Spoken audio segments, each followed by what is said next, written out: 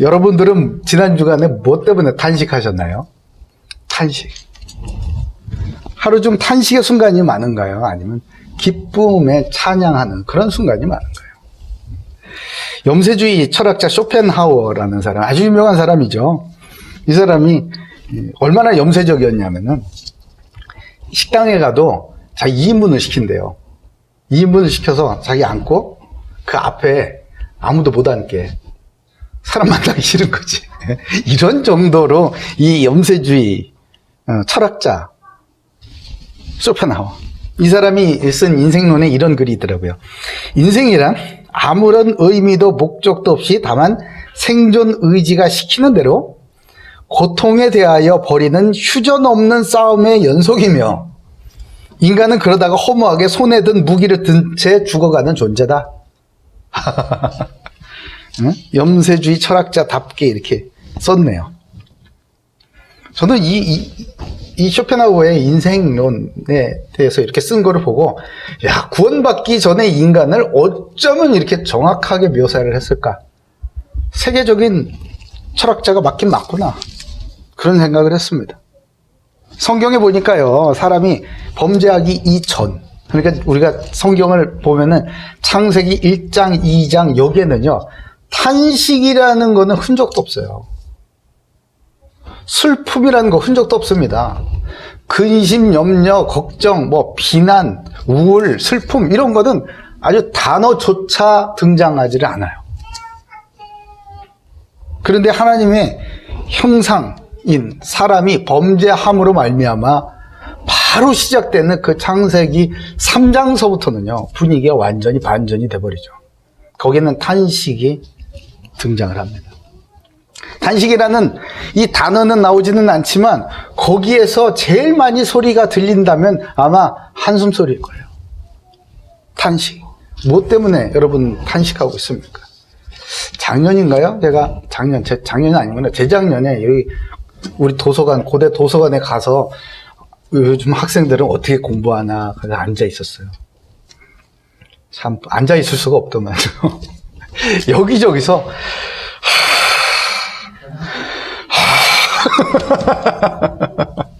아니 가서 좀 등 두드려주고 싶을 정도로 그렇게 힘드냐. 여기저기서 책장 한 장 넘기고 한숨 한 번 쉬고 그러는 것 같더라고. 힘든가 봐요. 성경에 보면 탄식이 막 여기저기 이제 기록이 돼 있어요. 온 피조물들이 탄식한다고 그럽니다. 언제요? 창세기 3장에 범죄한 이후로 사람이 범죄를 했는데 그 영광을 다 잃어버리고 나니까 모든 피조물들이 다 탄식을 한다고 그래요. 죄로 인하여서 하나님을 떠났으니 복받을 길이 없지 않습니까? 저주 가운데 있는 거예요. 죄와 저주와 사망 가운데 있기 때문에 찬양이고 이런 게 어디 있어요. 그냥 탄식밖에 나올 게 없는 거죠. 시편 55편 17절에는 이렇게 기록합니다. 저녁과 아침과 정오에 내가 근심하여 탄식하리니 여호와께 내 소리를 들으시리로다. 야, 저녁과 아침과 정오에 내가 근심하여 탄식하면 하루 종일 탄식이라는 거야. 그죠? 로마서 8장 22절에는요, 또 이렇게 기록해요. 피조물이 다 이제까지 함께 탄식하며 함께 고통을 겪고 있는 것을 우리가 아느니라. 사람이 죄를 졌는데, 사람이 범죄하여서 하나님의 형상을 잃어버리고 아버지의 영광을 잃어버리고 그리고 하나님을 떠났는데 모든 피조물이 다 같이 저주와 고통 가운데 빠져버리는 거예요.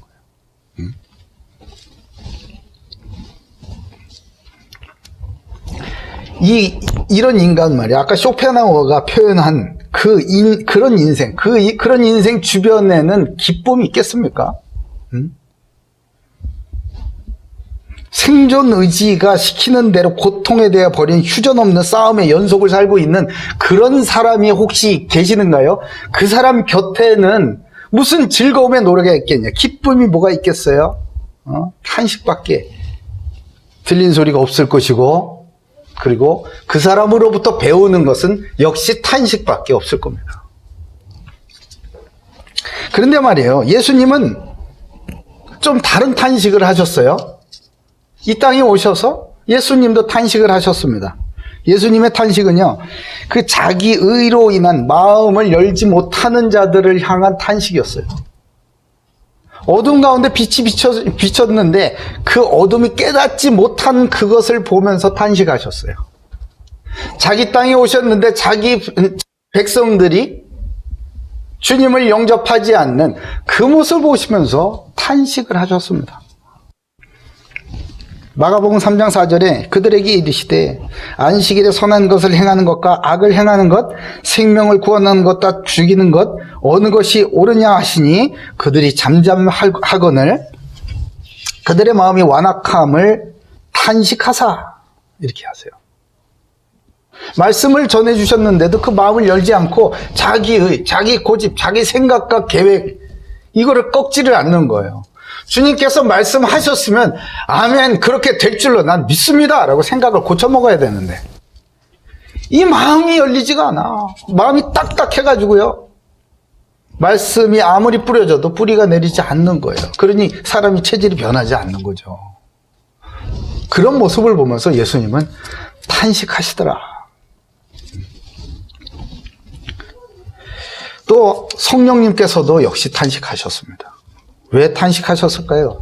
성령님은 뭐 하시는 분이라고? 예수님 증언하시는 분이 성령님이시잖아요. 로마서 8장 26절에 이와 같이 성령도 우리의 연약함을 도우시나니 우리는 마땅히 기도할 바를 알지 못하나 오직 성령이 말할 수 없는 탄식으로 우리를 위하여 친히 간구하시느니라. 왜 성령께서 말할 수 없는 탄식으로 우리를 위해서 친히 기도해 주실까? 우리가 예수님을 믿고 구원받았음에도 불구하고 하나님이 우리와 함께 하시고 전능하신 하나님, 우리의 그 사랑의 아버지, 공급자 아버지께서 우리에게 모든 것을 다 예비해 놓고 부르시고 함께 하심에도 불구하고 우리는 그것을 알지 못하여서 늘 구하는 게 뭘 먹을까? 뭘 입을까? 뭘 마실까? 그것만 구하고 있는 거야, 그것만. 우리를 구원하셔가지고 하나님께서 듣고자 하시는 우리의 노래는 뭐였습니까? 하나님께서 이루셨습니다. 하나님께서 우리의 주인이시오 창조주이십니다. 이것을 듣고 싶지 않으세요? 그런데 우리의 입에는 어떤 것이 주님의 귀에 들려지고 있는가요? 없습니다. 못합니다. 안 됩니다. 이런 얘기만 혹시 하고 있지 않을까요? 그러니까 우리 안에 계시는 그 성령께서 말할 수 없는 탄식으로 우리가 정작 구해야 될 바를 알지를 못하는 거죠. 뭘 구해야 될까요, 우리는? 어떻게 하면 나를 통해서 예수님이 더 높아질까? 어떻게 하면 나를 통해서 예수님이 그리스도이심이 증거가 될까? 주님, 나를 도와주시옵소서. 나는 연약하고 지혜가 없습니다. 내게 지혜도 주시고 좋은 사람들도 붙여주셔서 나를 통해 예수님이 그리스도이심을 증언할 수 있도록, 증거될 수 있도록 주님 나와 함께 해 주시옵소서 라고 기도할 때 성령께서, 말할 수 없는 탄식이겠어요, 성령께서 춤을 추시는 거죠, 그때는. 그런 기도를 드리는 사람을 보고 그리스도인이라고 그러잖아요. 그리스도인. 그럼 우리 그리스도인들은 어떤 탄식을 해야겠습니까? 로마서 8장 23절에 보니까 이렇게 합니다. 그뿐 아니라 또한 우리 곧 성령의 처음 익은 열매를 받은 우리까지도 속으로 탄식하여 양자될 것 곧 몸의 속량을 기다리느니라, 이렇게 말씀하고 계세요. 이게 무슨 얘기냐? 우리가 성령의 처음 익은 열매를 받았다 그래요. 받은 우리, 곧 예수 그리스도를 믿고 성령으로 거듭난 우리가 말이에요. 우리가 아직도 이 육체, 죄에 친숙하고 죄의 체질에 빠져있는 이 육체를 들고 살아가기 때문에, 그렇기 때문에 우리가 여전히 죄의 이끌림을 받고 죄에 좌절하고 그런 우리 자신을 보면서 주님 앞에 기도하는 거예요. 간구하는 거예요. 그러니까 주님, 내가 이렇게 연약합니다. 죄에 이렇게 쉽게 넘어집니다. 주님께서 오시는 그날까지 나를 지켜주시옵소라고 탄식하면서 우리 몸의 속량을 기다린다, 이 말이에요. 또한 에스겔서 21장 6절에 보니까 인자야 탄식하되 너는 허리가 끊어지듯 탄식하라. 그들의 목전에서 슬피 탄식하라. 이렇게 말씀하세요. 에스겔을 보내면서 너는 가서 탄식하라는 거예요. 저 주님을, 하나님을 믿지 않고 우상을 섬겨서 배도한 저 무리들 앞에서 돌이키라고 탄식하라는 거예요. 어떻게? 허리가 끊어지듯. 내 주변에 있는 믿지 않는 영혼들, 내 친구들, 사랑하는 자들 위하여서, 저들의 영혼 구원을 위하여서 우리가 허리가 끊어지듯 기도해 본 적이 있나요? 탄식해 본 적이 없나요? 오히려 우리는 뭐가 필요합니다. 나는 뭐가 돼야 됩니다. 이번에 이거 꼭 돼야 됩니다. 이것 때문에 막 금식도 하고 어디 저 기도원도 가고 뭐 그러지 않나요? 허리가 끊어지듯. 절망적인 영적 상태를 보면서 깊이 탄식하고 회개하고 돌이킬 것을 촉구하라고 우리에게 명하셨습니다. 그것은 우리에게 명령하신 탄식이었어요. 그 탄식은 없고 오히려 우리 육체의 소망을 높두고만 탄식하고 있는 우리의 모습을 바라볼 때 주님은 얼마나 속이 상하겠습니까?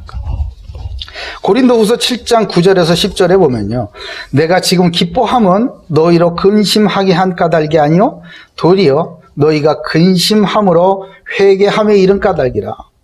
너희가 하나님의 뜻대로 근심하게 된 것은 우리에게서 아무 해도 받지 않게 하려 함이라.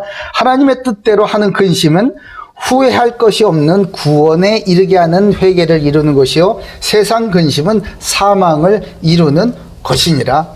아멘. 우리가 해야 될 근심, 우리가 해야 할 그 탄식은요, 오직 영혼 구원에 있다는 것. 어떻게 하면은 나를 통하여서 예수님이 더 높아질까? 예수님이 어떻게 더 하나님의 아들 그리스도이심이 증거될까? 이것에 있는 것이죠. 저도 그래요. 이 고대 캠퍼스를 섬기면서 이렇게 다니면서 제가 왜 이렇게 무능한지 모르겠어요.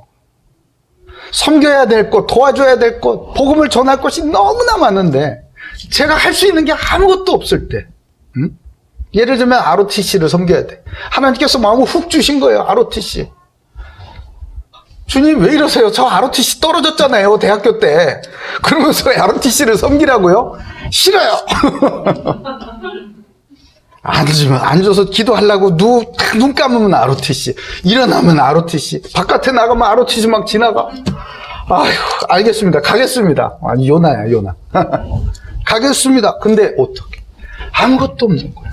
제가 연고도 없고 아는 사람도 없고 ROTC가 한둘도 아니고 이걸 어떻게 다 섬겨? 한두 푼 들어가는 것도 아니에요. 주님 우리 교회 사정 아시는데 이거 왜 이러십니까? 그때 제가 어떻게 했겠습니까? 기도하는 거예요. 말할 수 없는 탄식으로 기도하는 거예요. 왜 이렇게 약합니까? 왜 이렇게 할 일은 많은데? 그럴 때 하나님께서 착착착착착 문을 열어주시는 것을 보면서 그렇구나. 하나님의 탄식이 나의 탄식이 됐을 때 하나님은 놀라운 능력으로 새로운 문들을 팍팍팍 열어주시는구나. 이것을 깨닫게 되는 거예요. 여러분들 무엇으로 탄식하셨습니까? 지난 한 주간 무엇 때문에 탄식하셨나요? 어쩌면 지금 이 시간도 내가 이것 때문에 응답받고자 예배를 더 드리고자 하는 그런 동기를 가지신 분도 계실 거예요. 그러나 오늘 말씀을 통해 하늘로부터 보내신 성령을 힘있기를 바랍니다. 성령께서 우리에게 거룩한 근심과 거룩한 탄식을 주실 거예요.